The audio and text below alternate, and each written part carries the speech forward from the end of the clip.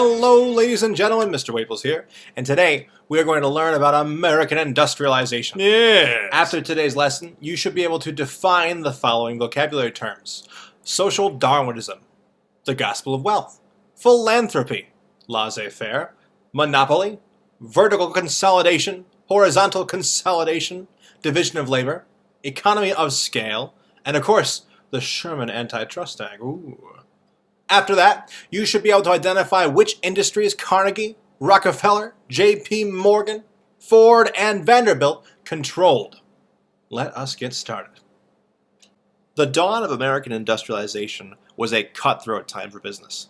Government decided to take a hands-off approach, and therefore those that could seize power did so, and they held on to it. Before we start introducing our entrepreneurs, it's important to understand some key philosophies of the time. First off, you should recognize this handsome bearded fellow to the right over here as Charles Darwin from your biology or living environment classes. Charles Darwin developed the theory of evolution. He believed that species evolved over time, each generation carrying traits that help them survive better than the last. Natural selection meant that through survival of the fittest, each species survived.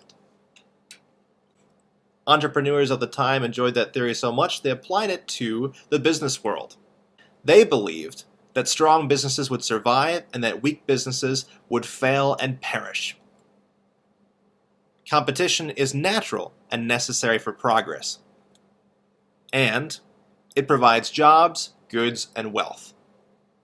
Through this philosophy, industrialists believed that they could accomplish their goal of dominating the market through any means necessary.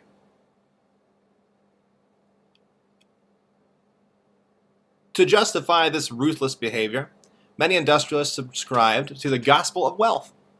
They believed that people should be free to make as much money as they can. However, once you have made that money, you should give it away. You should practice philanthropy, which means donating money to good causes. In this time period, people believed that business was the means to public works, not government, and that business and industrialists, private enterprise, was the way that things got done. What was the government's role in all this, you ask? Well, let me tell you. They believed that the government should not interfere with private business at all. There was a laissez-faire approach, a hands-off approach towards business inside the government. Through this inactive government role, monopolies or trusts formed.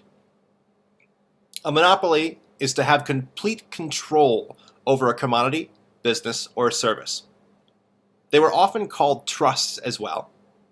And the goal of monopoly is to eliminate competition by driving competitors out of the market. If they make a thing, you make it better. They don't charge so much, you make it cheaper. The goal of a monopoly is to do everything you can so that you are the last business standing and all of your competitors have been wiped out. And then once you control the entire market, once you've cornered the market on that product, you can charge whatever you want and do whatever you want because you, sir, own a monopoly. And with that, ladies and gentlemen, it's time to meet our entrepreneurs and monopolists. First up, we have everyone's favorite immigrant, Andrew Carnegie of the steel industry. Andrew Carnegie embodies the American dream at its best. As an immigrant from Scotland who settled in the United States around Pittsburgh, Pennsylvania, go Steelers, Carnegie applied the Bessemer process, a brand new process for mass-producing steel in quick, cheap, and easy quantities. He used a special method of controlling resources called vertical consolidation. Carnegie was a strong believer in the gospel of wealth, and despite his ruthless tactics in the steel industry, gave back to the community quite often. What's that? You'd like to know more about vertical consolidation? Well, let's take a look. Vertical consolidation is the practice of controlling all phases of production, from getting the raw materials to selling the finished product. Carnegie controlled every phase of the steel industry, from mining the ore to selling the beam. He owned the coal mines to fuel the plants. He owned the ore mines to get the stuff. He owned the steel mills to make the steel. He owned the ships to ship the steel. He owned some railroads to railroad the steel around and sell it to people. Carnegie owned every phase of production. Uh-oh. Sounds like it's time to hear about our next captain of industry, or robber baron. Apart from looking like the Dark Lord Voldemort before he lost his nose, John D. Rockefeller was known for his ruthless tactics in business. John D. Rockefeller made his first fortune in the Civil War, selling grains and meat to both sides. After the Civil War, Rockefeller forms the Standard Oil Company, which has a monopoly over oil. He uses horizontal consolidation, and by 1882, he controls 90% of all refining.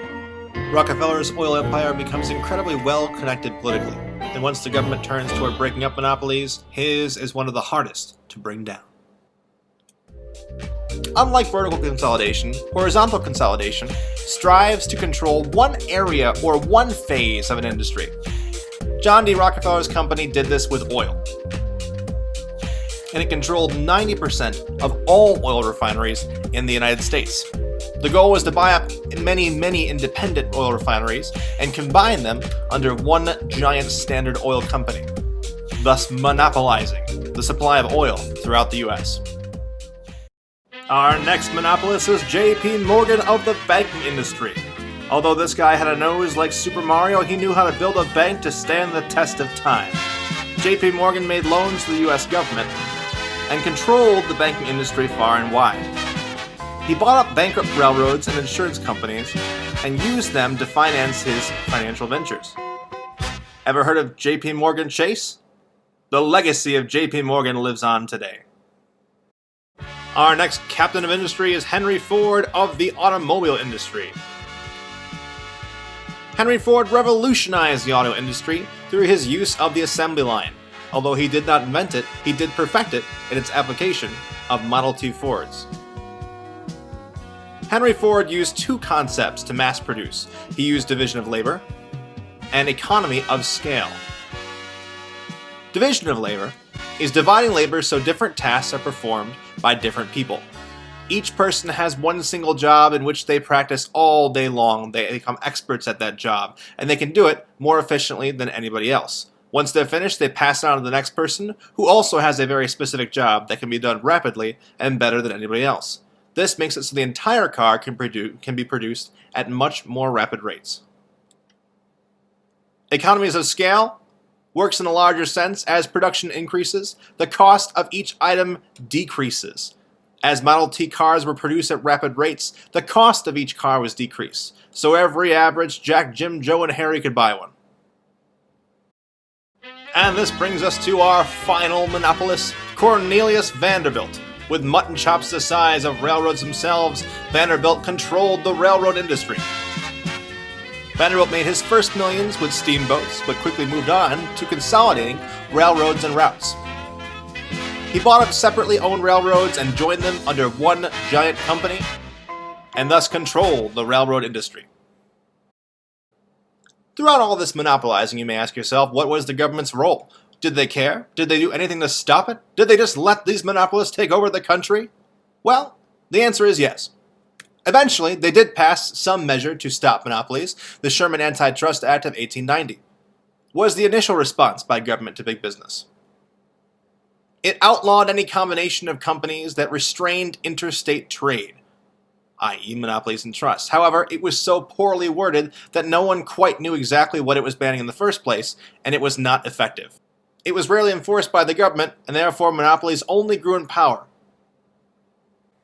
And there you have it, ladies and gentlemen, our first foray into American industrialization. Please make sure you know the terms below, as they will be on your quiz next class. Have a lovely day.